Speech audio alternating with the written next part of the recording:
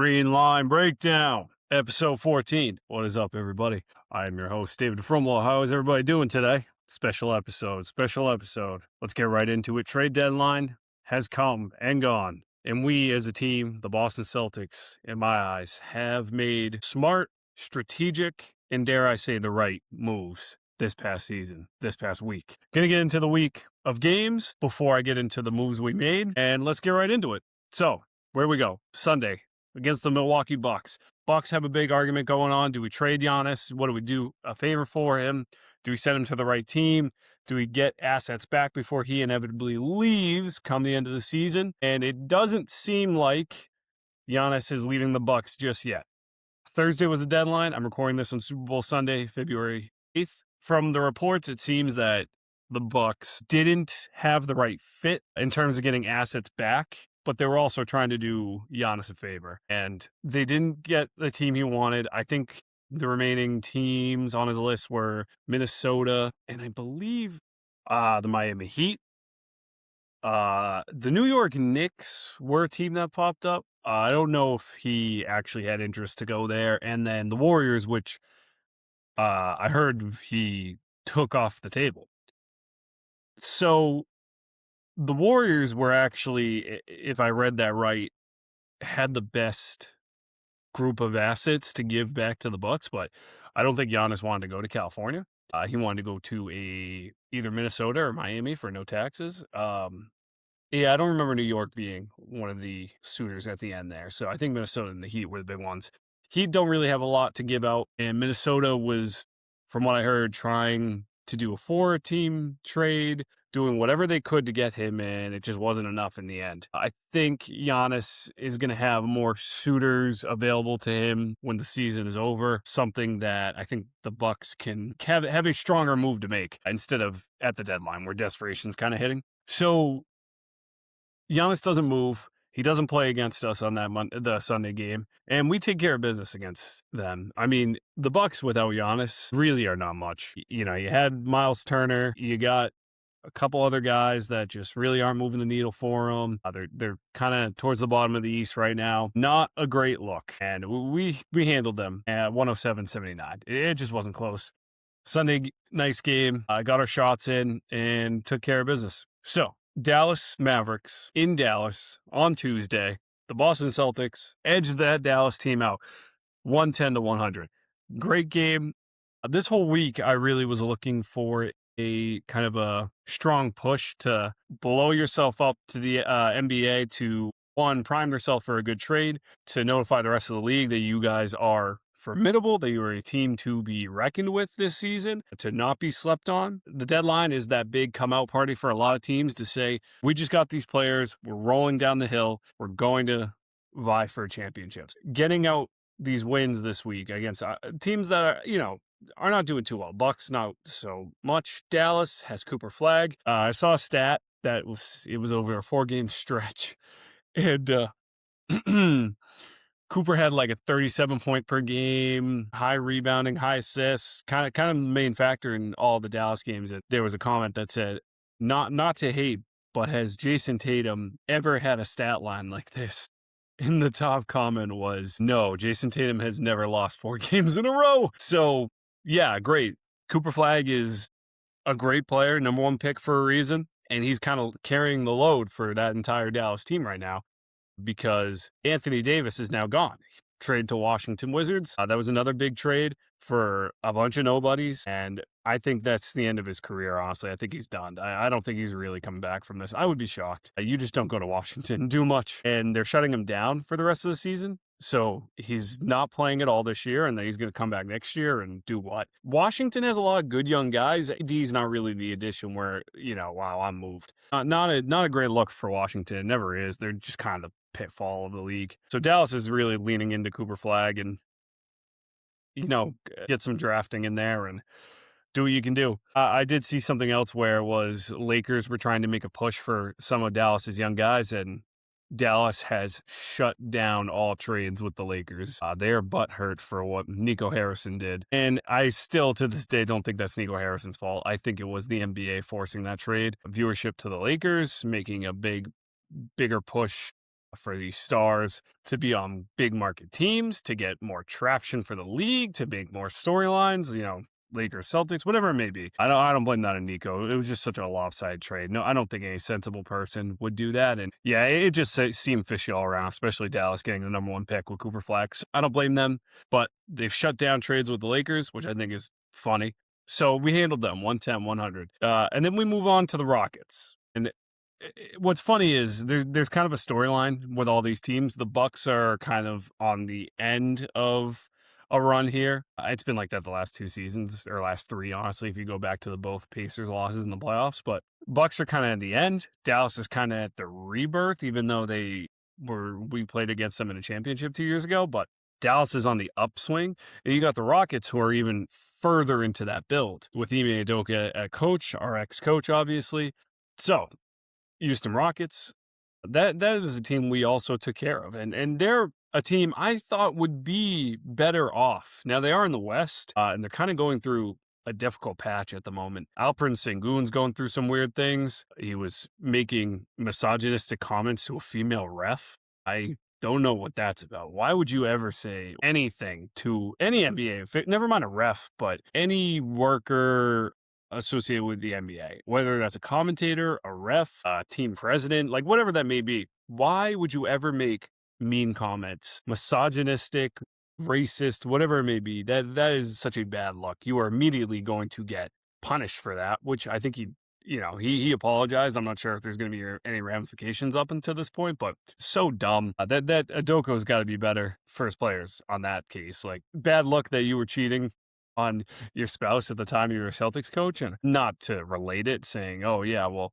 you have a coach like that's how your players are going to act. But Ime definitely is a more aggressive person all around. He likes aggressive personalities, and Joe Mazzulla is more of the emotionless, strategic coaching, where, Ime's got like, be aggressive, be dominant, be an alpha. And sometimes emotions ride high and things happen and you have weird issues like that. Just a bad look all around for that team. And that's the team, again, we handled. So now we're looking at 3-0 on the week by Wednesday's time. And then you get to Friday and you are down significantly against the Heat in the first quarter at 30 points, maybe. There was a wide gap.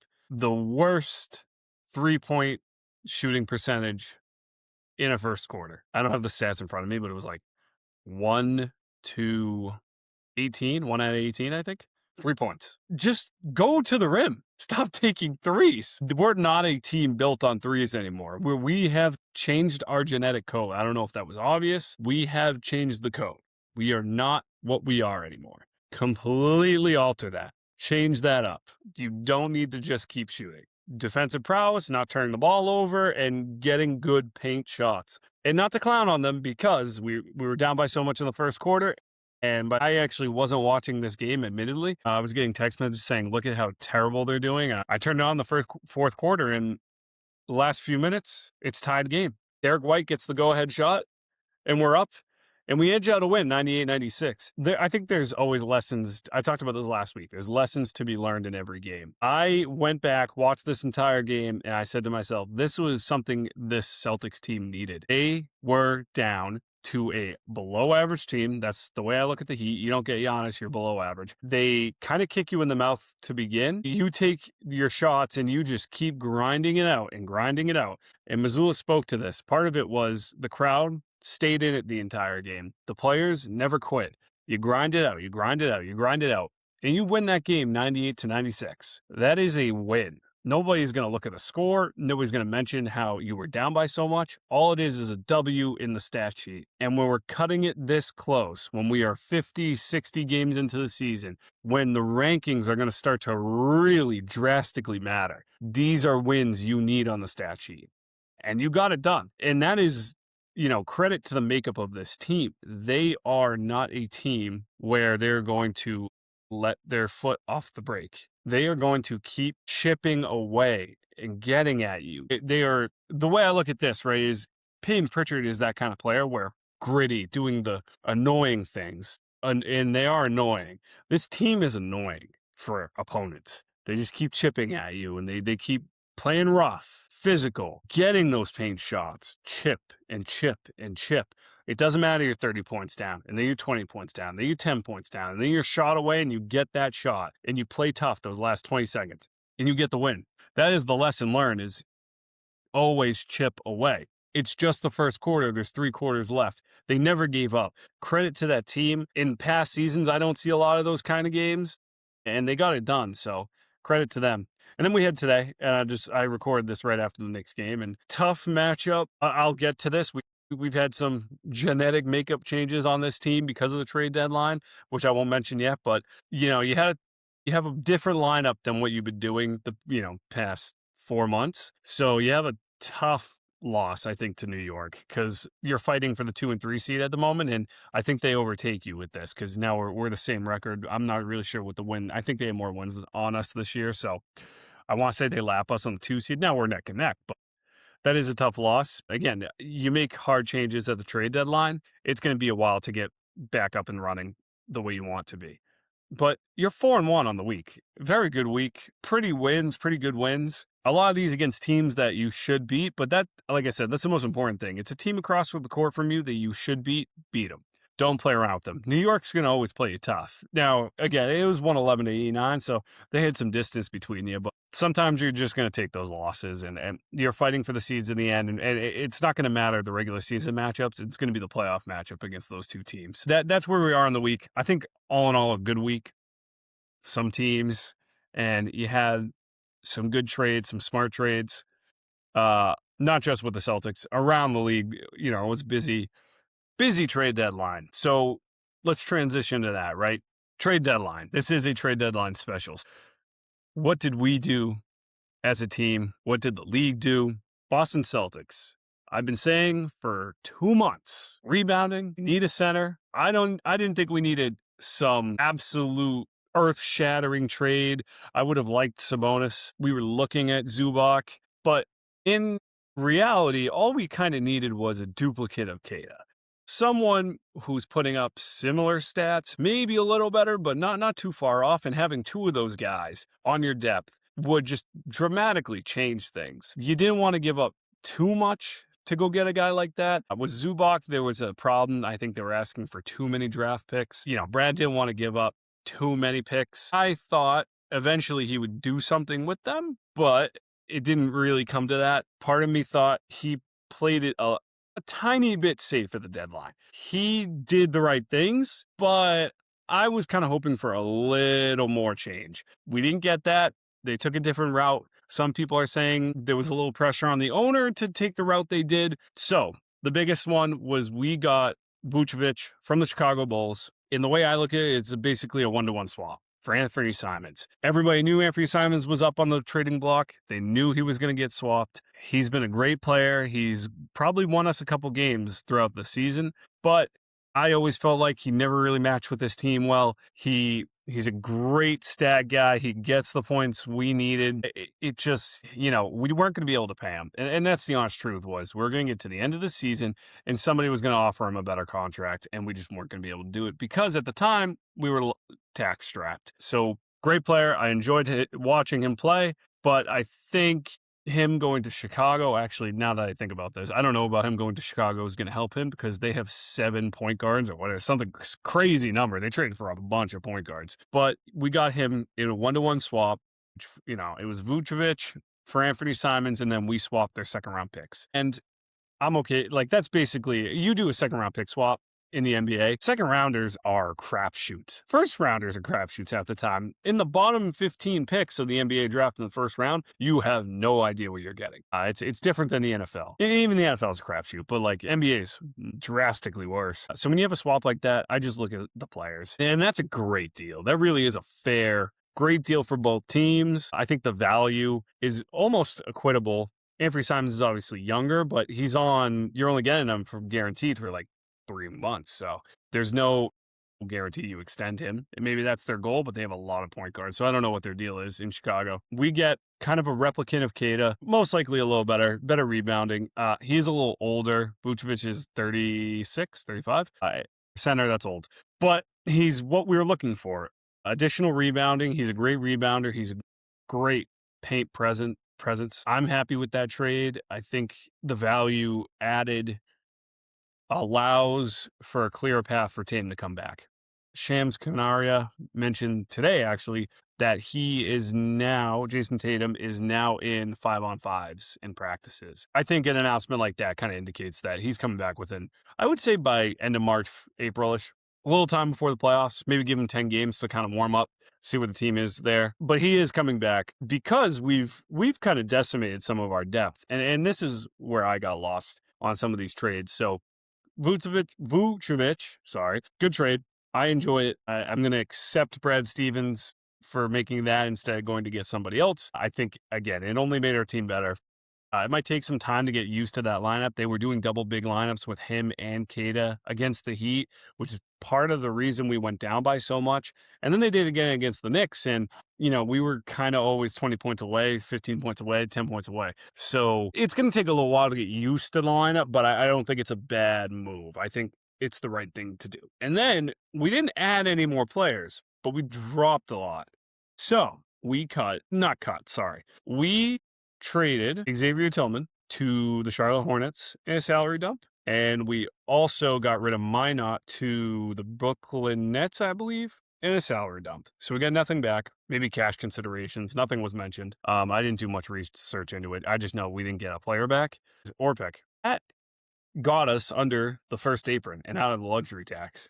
I don't know if that's the right move to make, but what I will say is it is impressive nonetheless. Where we were back in June of last year, where we were with the luxury tax, it is an incredible turnaround that we are out of it now. The moves Brad Stevens made and the organization, the way they have moved the cap around, it is impressive. No team should have got out of that hole. The Warriors are still suffering from that.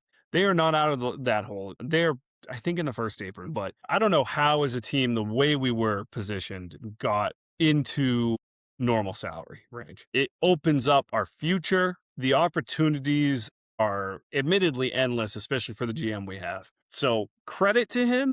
Minot kind of cooled off. So I don't believe that was like a terrible move, but I don't know. Like the depth is not great. We didn't get rid of Hauser, kept Sam Hauser, but Josh Minot, I liked him in the beginning. I was hoping he would blossom into Marcus Smart. He didn't come anywhere close. He's a good young player, though. I think he'll do well in Brooklyn, so I thank him for his time. Tillman was a locker room presence, from what I'm told. I liked him the first year we got him. He was kind of supposed to be an Al Horford replacement, and he also just never lived up to that, never even came close. Good guys, we're fun to have around. I don't feel pain for the loss, and I hope they get an opportunity to get more minutes elsewhere. I think Tillman's a great addition for Charlotte. They're building something interesting over there.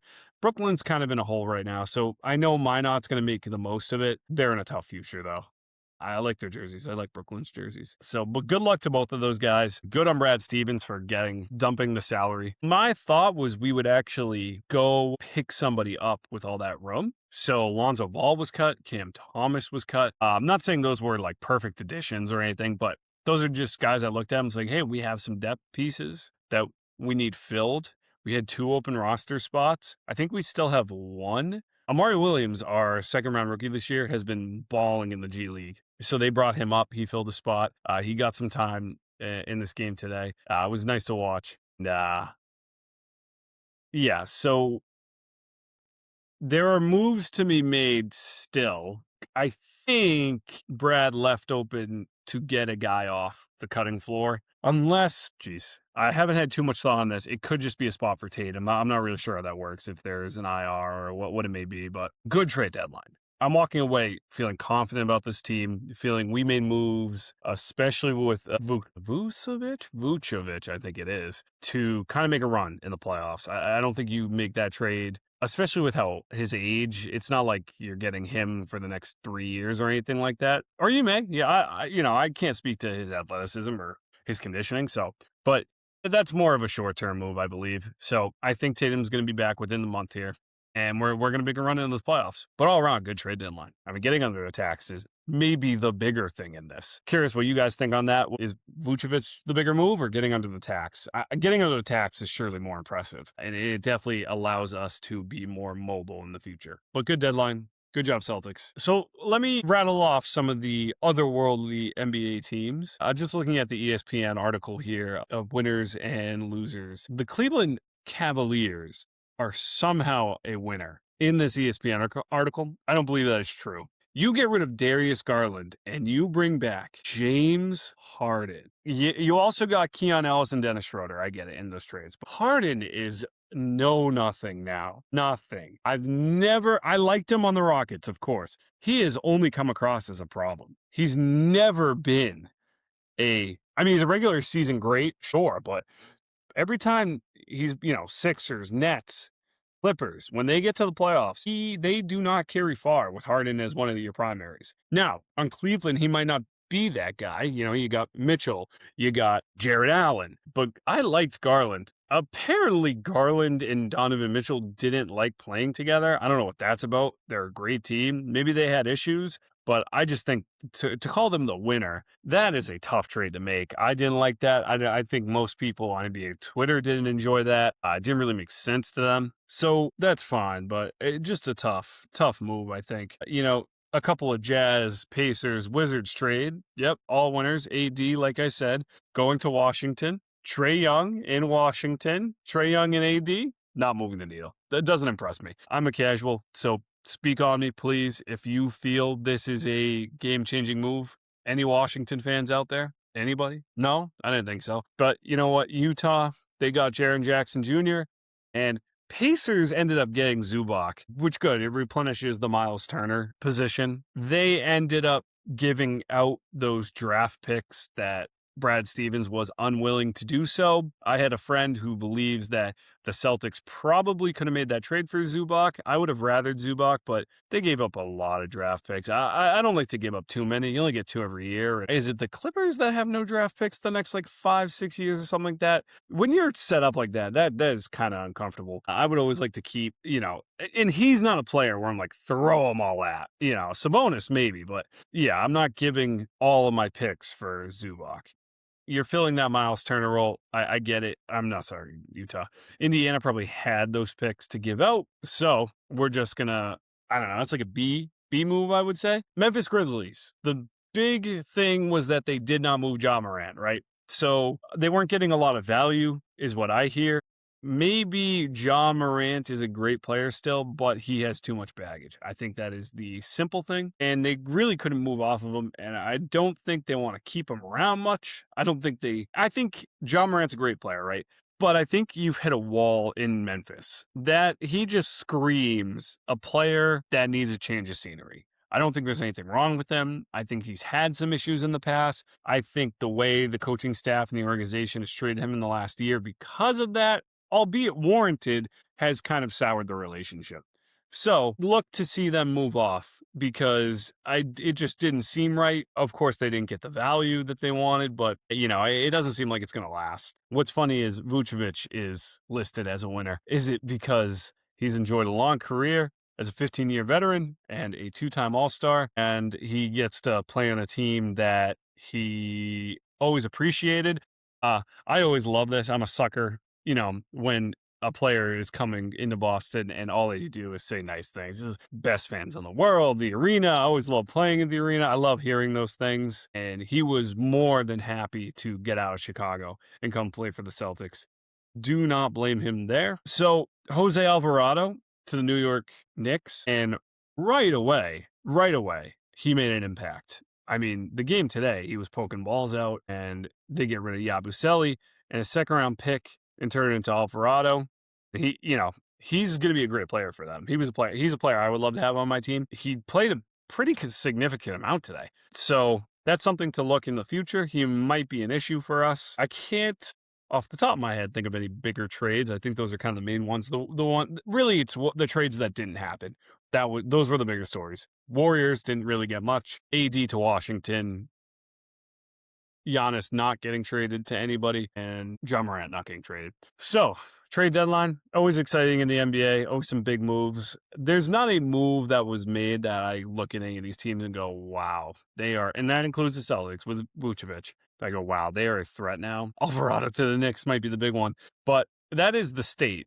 There was no needle moving. The teams are what the teams are. And now I feel like it's a good time to look at what the standings are, where every team is at, not get too much into it, but after the trade deadline, I think it's always a good time to look at it. In the East, which is the weaker conference for certain, you've kind of got, I would say, 4 or 5 teams kind of sticking out of the top. Pistons, obviously, New York at 2 at the moment because we lost today, but we are tied with them. Boston Celtics right behind them at 3. And Cleveland, who had kind of a tough start, is now getting some gas in their feet there. So they're at the 4 seed, Raptors at the 5, Sixers at the 6, Magic at the 7, Heat at the 8. So that's the top 8.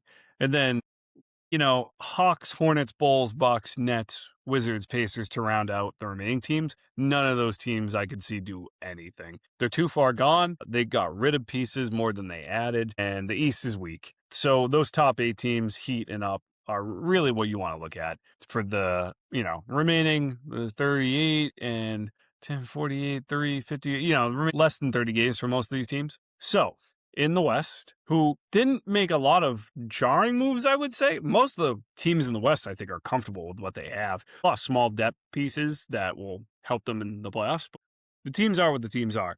Thunder at the 1, Spurs right behind them at the 2, Nuggets at the 3, Rockets at the 4, Lakers at 5, and I would say Timberwolves at 6. The top 6 right there are kind of your main members of the West that I could see coming out making a chip. Obviously, Thunder and the Spurs are the biggest ones, and really it's Thunder. But those top 6, if any of them got through, it would not surprise me. And then you have the Suns at 7, the Warriors at 8, Trailblazers at 9. Those are kind of the middle core teams, the way I look at it, where they might cause some issues in the playoffs for those top teams, but I don't expect that.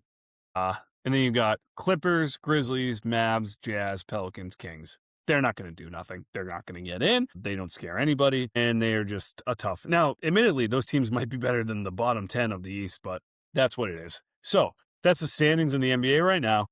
It's coming up here. This is the turnaround. The Super Bowl's today. As soon as this game is over, it is basketball season. I know I've kind of been saying that for a month, but I think ESPN especially kind of turns its focus to basketball. They're not so much a hockey fanatics. So in these next few weeks, you'll start to see storylines become pushed. You'll hear teams more. You'll hear more about those top teams. You'll get more interviews from these players. Obviously, these primetime games will be mentioned more in the ads and on Instagram and social media. So the NBA season is really turning a corner here with 30 games left. I'm excited. Tatum is coming back soon. You should be excited. This is something to watch. We are a team vying for a championship. The moves made make that obvious, I believe. So that's where we are. That's where the rest of the league is. Let's take a look at the next week's schedule.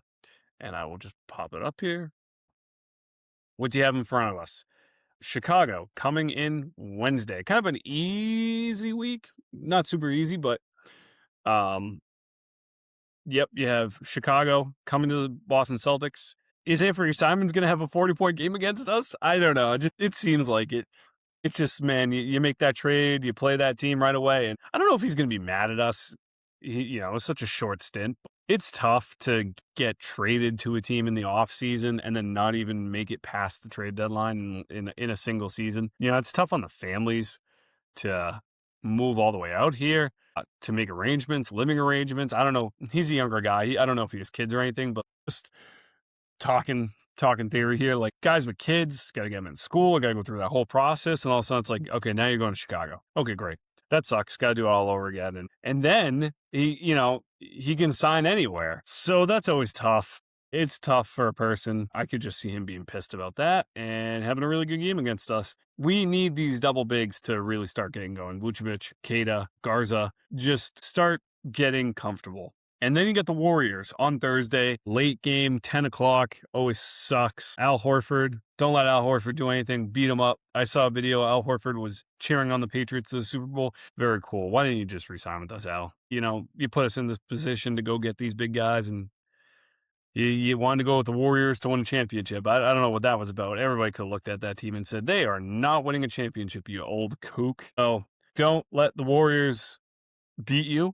And then Celtics at Lakers, Sunday, 6:30. Definitely a national game I'm excited about. This is, the start of a West Coast trip with the Warriors, Lakers, Suns, and Nuggets in the next week. A lot of 9 o'clock, 10 o'clock games. Lakers is the one that's a 6:30 game. I would say tune in. I hope LeBron plays. He hates playing against us for some reason. I think the first game he didn't, him or Luka. They better both be on the court. It's ridiculous that they don't play against the Celtics. So that's the week ahead. West Coast trip's always tough. I'm just looking quickly at this schedule of when I could see Tatum coming back. There is what I kind of look at as a easier stretch at the end of March.